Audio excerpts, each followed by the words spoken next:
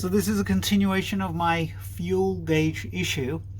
I'd mentioned that when I went to the petrol station, gas station, to fill up petrol, gas, and my fuel gauge in the car was only reading half full. I had actually messed around with this gauge before. This is a second gauge that I've tried, and all of a sudden it's reading half full. So I did. So the fuel gauge line is this green and black wire that goes onto the end of this connector here. The other one is the low fuel level light that some people get irritated by when your fuel is low. The red light on the the light thingy cluster goes off. So one way to check your fuel gauge is take the wire physically off the fuel gauge and connect it. In this case, what I've done is I connected it to a male connector, and I have grounded it onto a bolt in this case. And let's go over to the car, and let me go ahead and switch on my fuel gauge, my dials. You can see the brake light is on. There's my oil light, sorry. Let's go switch over, and you can see the fuel gauge is going all the way to full deflection, which is shows that the fuel gauge is working fine.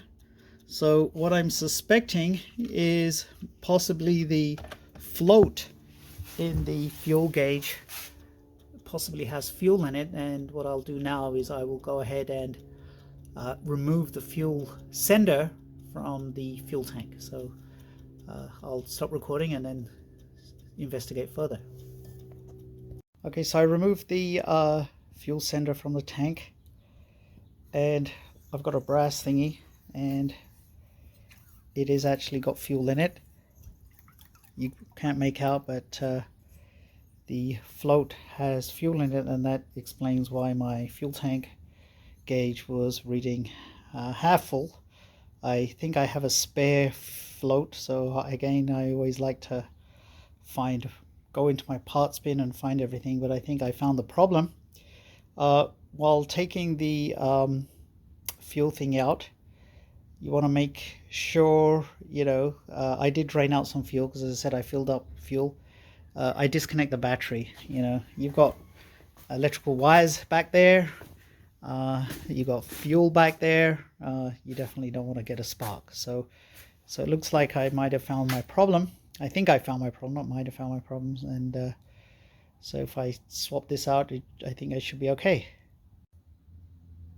So my box of stuff, this was a fuel gauge actually I took out a few years ago, 2001 actually, when this one had an interesting problem. Is when the fuel gauge was full, this only read 2/3 full, and I measured the resistance, and it was 23 to 30. I think the resistance on this one was different. They're different brands, but all I'm going to do is take the float off this one and put it on this one. I did actually find the crack in the brass float, and I will, sorry, there is a crack there. I'm wondering, probably this thing caused it. That's what I'm suspecting, but I'm not 100% sure. But you can see a little weepage there, so I'll just solder it up and just keep it as a spare.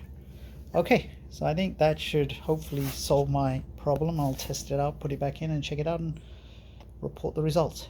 Okay, so I changed the fuel float with the spare one that I had, and got the battery reconnected, and as you can see, it's now going to where I was expecting the fuel gauge to be. So that wasn't too difficult. Now let me step back on if you do have a fuel gauge problem, you don't really need to take the dashboard off. I was trying to resolve another issue, so I had it out anyway. But as I said, if you think you've got a suspected fuel gauge problem, go into the boot, disconnect the green and black wire from the fuel center, ground it, and then you should expect your fuel gauge to go to full.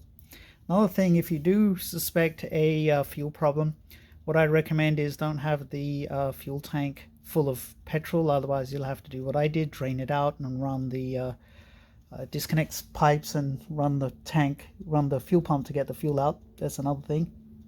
Also, I have Petronics ignition. This is the earlier one, and so when I work on the Stag and I have to have the ignition light on, I disconnect the negative connection to the Petronics on the coil, just a precaution, so it doesn't cook. So I'm all set with this project. I think it works okay. Now I will put the dashboard back, and hopefully there won't be too many issues going on for the next one. But this is an update on my fuel gauge. I think I could create a separate video and glue the join the other one, just so it'll be consistent with the fuel gauge issue. So again, don't need to take this dashboard off to do what I did, but you can just ground the wire at the back and investigate what's going on. In my case, there was the float had fuel in it. Eventually, so luckily I had a spare. So another thing with Stag stuff, just keep hold of everything. There may be a point when you need it again. So on to another video when I need to do one. Just one more thing I'm gonna add. Many years ago when I got this car, I had some problems with the fuel tank. I had to actually spend $400 on getting it flushed out because I couldn't do it. People say put stuff in it and give it a jiggle with a wiggle. I couldn't do that, so I actually spent money and had somebody do it. A bit annoyed that they actually put a drain plug in there, which sort of interferes with my boot board, but you can see they did something here. Okay, can't crib. This is a Federal Stag, Federal Mark 1. They have all these vent pipes that actually go at each corner of the tank. There's one there, and there's behind this box there's a sort of a big reservoir here, and I think it drains back into the tank. But go ahead and put a filter. I put a filter before the fuel pump, so easy to change. I with a Sharpie put a date 2001, so I know when I changed it, and if I have issues I can change it again. But hopefully this will give you some ideas of what I've done with my 71 Stag. This is a February 71 Federal Stag. Okay.